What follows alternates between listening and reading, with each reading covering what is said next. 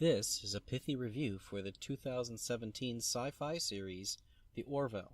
I aim to keep my reviews shorter than the intro if possible. I will try my best with this full season review. In this series, Seth MacFarlane, along with a large ensemble cast, created by Seth MacFarlane in collaboration with directors such as Star Trek alumni, which would include Robert McNeill, Brannon Braga, James L. Conway, and Mr. Number One himself, Jonathan Frakes.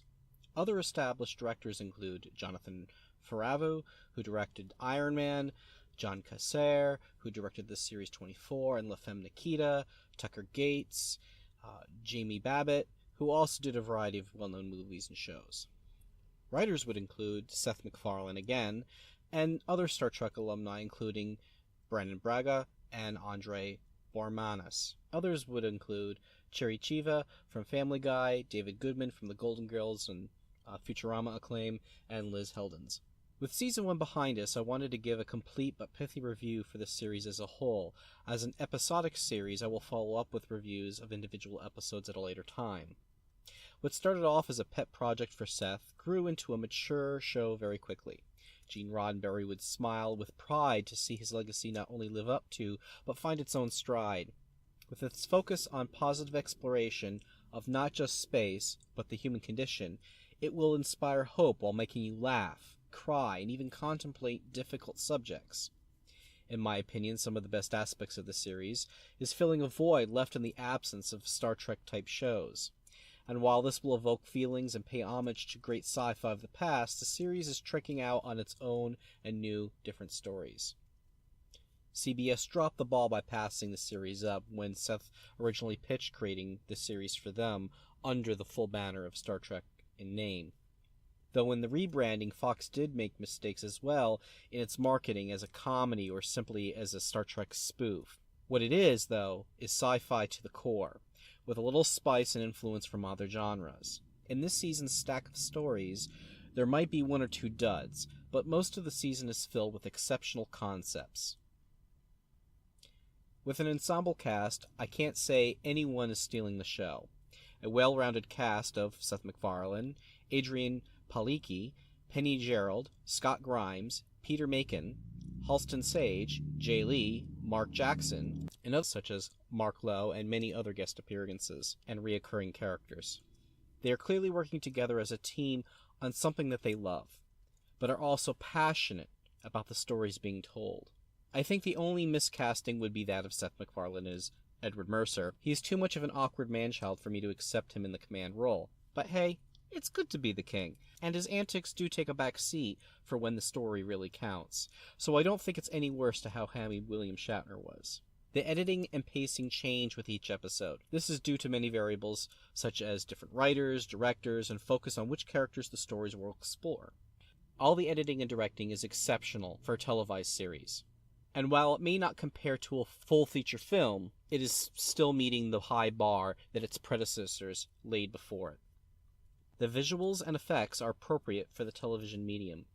They're really good, but not overused as a crutch, such as in other unnamed shows that aspires to be as good as this one. Seth is taking what I assumed is a minimal first season budget and being very strategic with it. He has given us a taste of what he can do if he were to gain a larger budget for subsequent seasons. CBS should take note. The staff at Fox know how to make money. When it comes to sound, the overture opening and the soundtrack make use of French horns. This evokes feelings of a true epic, but also on a technical level, this specific frequency range of the French horns don't conflict very much with the vocal range of the actors. This is why it was also used in Gene Roddenberry's earlier projects. Along with other spaceship and other science fiction sounds, such as the hum of the engines, you do feel like you're aboard the ship. My only wish is they could remix the opening theme, but that is more of my own personal taste. In my closing notes, I would rate the series as follows. For the story and the writing, I would give it a 5. The acting is a 4. It's overall solid with a few minor missteps. As stated earlier, I think that Seth MacFarlane is not exceptional in this role, but still good. And of course, the rest of the cast is absolutely amazing. So, it's really good, but not perfect. I would give this a 4. For the editing and directing, I'm going to give this a 5. Visuals, I'm going to give this a solid 5. It may not be as high budget as others, but it's well deserving of this 5 because it's using its budget very well. The sound is perfect and spot on, so I won't allow my personal preference for the specific song of the opening to affect the score. In summary, I'm going to give this a final score of 4.8 out of 5 stars. Let me know below if you feel I was off in my grading. Chances are I will rewatch these episodes out of love for them alone.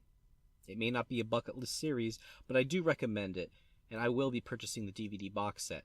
Link is in the description. If you have any comments on this, please add them down below. I have not been compensated in any fashion by Fox Studios or any other production company. I will disclose my conscious bias on this series as being probably overrating some aspects. I was a devoted fan of Star Trek that feels alienated by CBS. The show is evoking feelings of nostalgia and is probably contributing to me overlooking some of its shortfalls. While I'm not active in any press kit system for Fox, I have made applications for not just reviews, but also because I'm a fan of the show. I hope you appreciate my candor in this, but I feel it's important I'm giving you my full disclosure. I want to improve the quality of my content, but the only way I can sustain doing this is if I make it to 1,000 subscribers. So please smash that subscribe button down below. And if you contribute to the comments below, we will be making our community a little bit stronger.